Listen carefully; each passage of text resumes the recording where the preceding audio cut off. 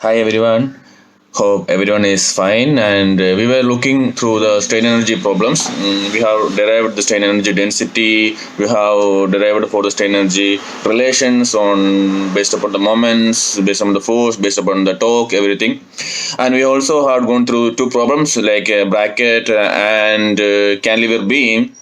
So today we will move forward and do two problems, and which is based upon a simply supported beam, and another problem which we will solve to find out how the strain energy density is being formed. So we will move forward on that. So this is our problem. Find the transverse deflection at the point of application of load of the simply supported beam shown in figure. So either you will be getting this figure or you have to construct yourself. Either they can ask that the simply supported beam and the load is at the center.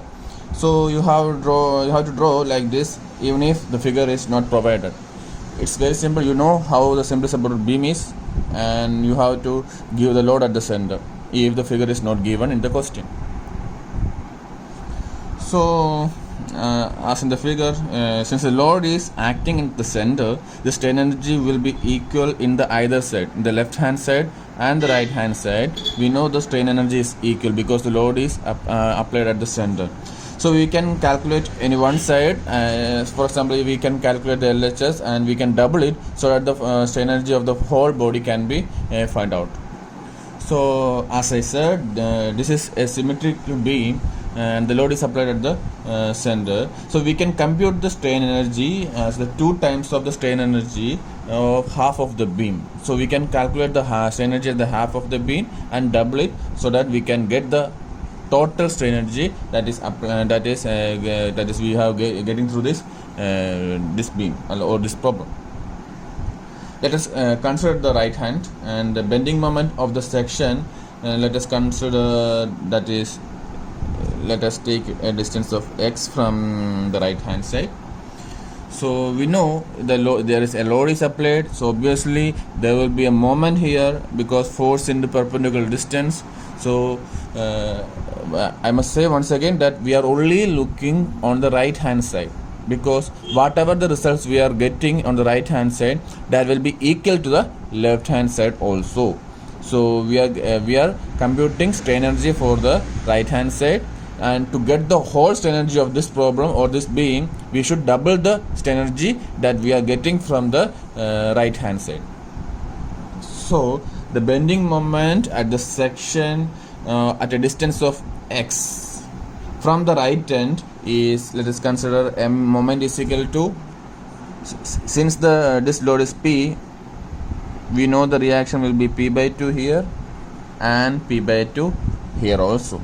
So the moment will be load into perpendicular distance. As the total length is L, then the half of the length will be L by 2. So load into perpendicular distance, which must be so what load here is p by 2 up to x, it is p by 2 into x. So the moment will be what, px by 2. So what will be the strain energy here? We already know the formula, which is u1. Why I am taking u1 is this first part only. I am taking the half here, but it will be 1 by 2 ei. Yesterday also we have gone through this integral of m square dx, right? So in this problem we are looking for from here to here. So the 0 to, what is the distance here? L by 2.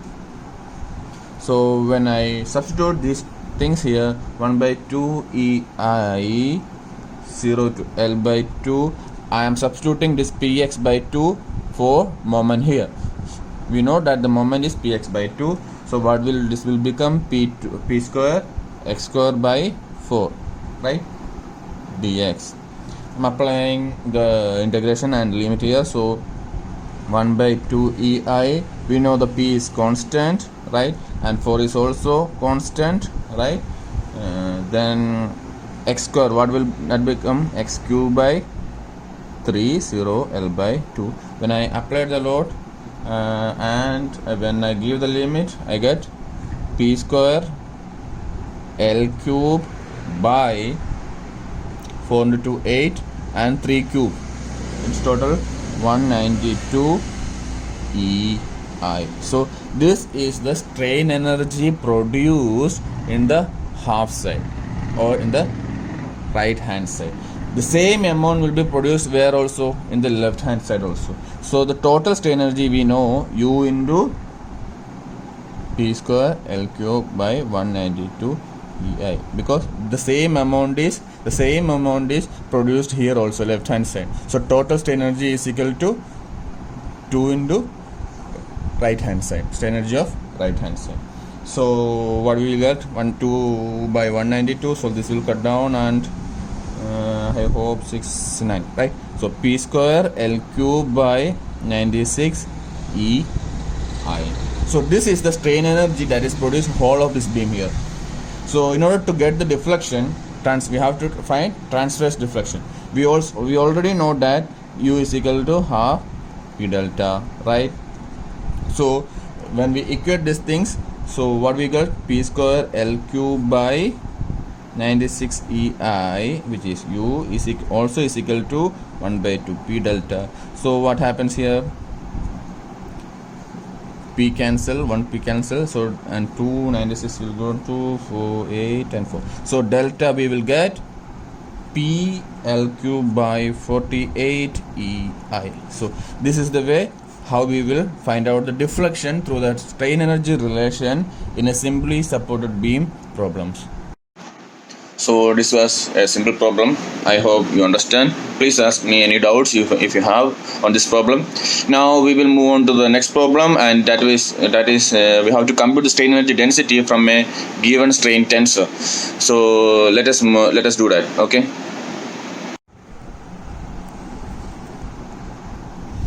So guys, this is the problem.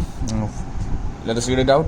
For the given tensorial strain, so they have given a strain tensor at a point on a steel object with E equal, Young's modulus they have been given, and it is 207 into 10 raised to 6 kilopascal, and modulus of rigidity of 80 into 10 raised to 6 kilopascal. So these things have been provided, and what we have to find is determine the value of strain energy density if the strain tensor is given. So they have been provided with the strain tensor. Actually, we have to find out the strain energy density here, which strain energy. What is strain energy density? It is a strain energy divided by the unit volume. We have gone through that in the previous classes. So here to solve this, one must know the relation that we have derived in last module, which were like Lamb's constant. You remember the Lamb's constant, which is lambda, right? Lambda, and relation between the material properties like Young's modulus, bulk modulus, Poisson's ratio, etc. So these things you have gone through the last module. So we need application of these formulas that we have derived to solve these problems. It's basically the relations between the material properties. So what are the given things? Let us write it out. So the given things are, we have been provided with Young's modulus, which is 207 into 10 raised to 6 kilopascal, and we also given the modulus of rigidity, which is G, and it is 80 into 10 raised to 6 kilopascal, right? We know from the Lamb's constant what the Lamb's constant mu, right? We have mu as well as lambda as Lamb's constants, right? Lamb's constants, right? Where mu is also G. We have studied that in the previous module, right? So G and mu are they are equal, and which is 80 into 10 raised to 6 kilopascal. So based upon the strain energy or based upon the elastic properties of the material, we have also know 1 by nu is equal to E by 2G. This you have gone through in the second module. So based on here, what we are finding here, we are about to find the value of Poisson's ratio.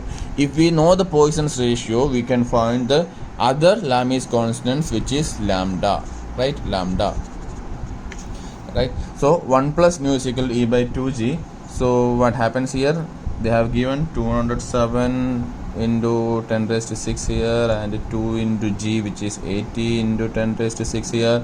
So they cancel out, and we will get new. So we will get 1 plus nu is equal to some 207 by 2 into 80, or nu you must solve this nu 0.294. okay, so we already know what is the relation between lambda and nu, right? Lambda is equal to nu e. This also you have derived in the last module, 1 minus 2 nu. So substitute everything what we know and get a result for the lambda. 0.294 into 207, 1 plus 0.294, which we have got here, and 1 minus 2 into nu, again nu 0.294. So into 10 raised to 6 here, right, for the 207 into 10 raised to 6, right? So by solving all this, I am saving your time, and 114.15 into 10 raised to 6 kilopascal. You must do in your calculator and find out if it is correct. Okay, so this we get as lambda. So why we are all doing these all things is we have given with a strain tension. So what we have to find all the stresses here. If we know the stress and strain, it is very simple that we can find the stress density, strain energy density, right? So based upon these strain values, we have to find the stress. You know that sigma xx is equal to 2 nu. This is from the same module, plus lambda delta, where what is lambda delta, you know, no?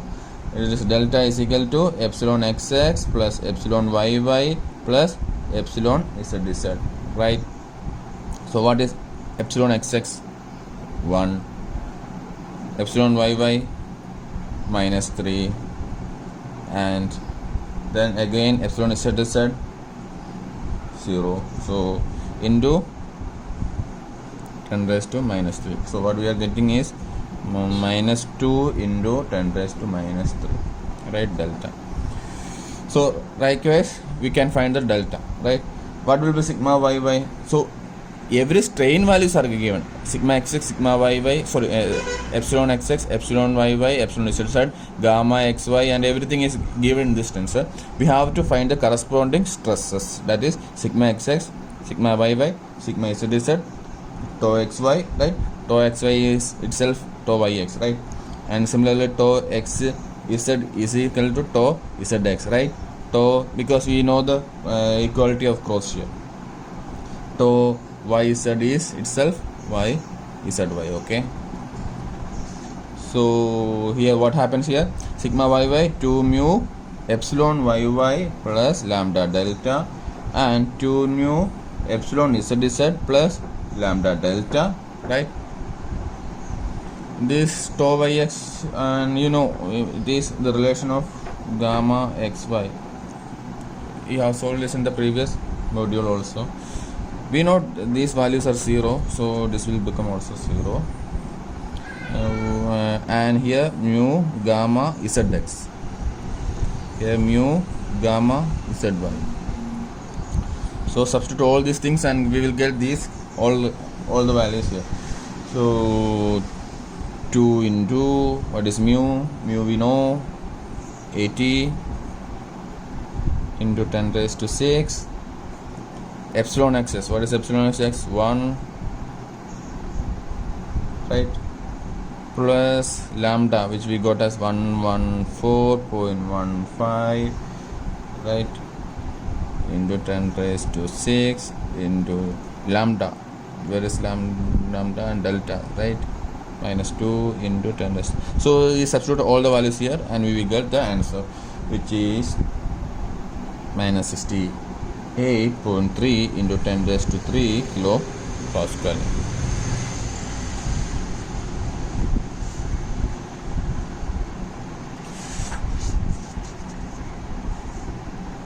Okay, so similarly we have to do all the other also. Similarly we have to epsilon, what is epsilon yy? It's minus 3, right? And what is epsilon zz? It's 0. You have to substitute everything here. And what is gamma xy? You know, gamma xy is 0 here, 0 here. That's why the equation becomes 0. But what about zx? Zx, it comes here, right? Zx, it's minus 1. Zx is at minus 1. So the value will be mu into 80 into 10 raised to 6 into, what is zx? Zx is minus 2, right? Minus 2 into 10 raised to minus 3. So we will be getting 160 into 10 raised to 3 kilopascal here. Similarly, here mu 80 into 10 raised to 6 into, what is y, what is zy? What is zy?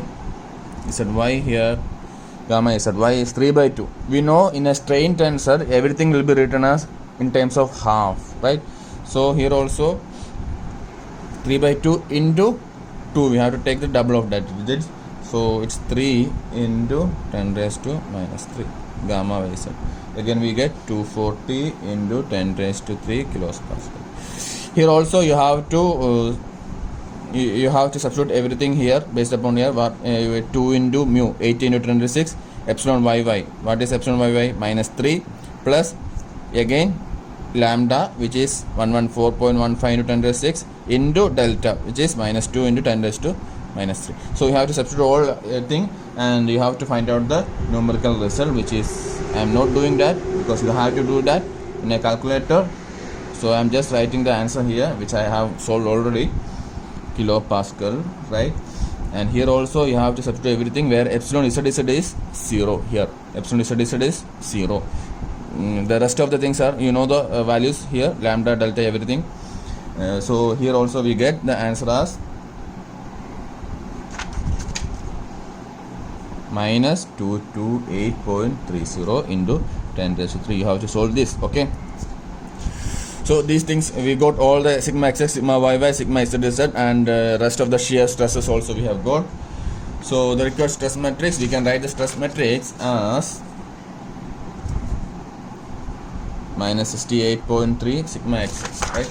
Sigma xx minus 68. What is sigma yy? Minus 7 node. What is sigma zx? Minus 228.30 into 10 raised to 3. And what is shear stresses? 0 and minus 160 and 240. So we are writing in this in terms of stress matrix, okay? We are writing in this in terms of stress matrix. So I am writing minus 160, 0, minus 708.3, 240.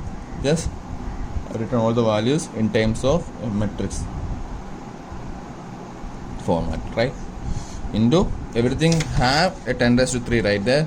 We have here also, here also, here also, everywhere we got a 10 raised to 3, which I am multiplying that thing with the matrix as a whole here. So we got the stress matrix. Now the problem become very simple, that we know that the strain energy density, we have formulated that in the 3D in the yesterday classes, right? So strain energy density, what is that? Strain energy density is nothing but half sigma xx epsilon xx. We have done this thing in the previous class. We have gone through the Zoom video conference class, and we have studied it there, how to derive it, everything. So you must follow that equation here also.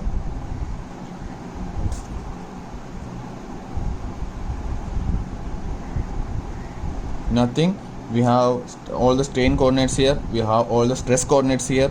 So we have to substitute everything from this matrix, and this is strain matrix, this is stress matrix. We have to substitute everything here, and we have to find out the value.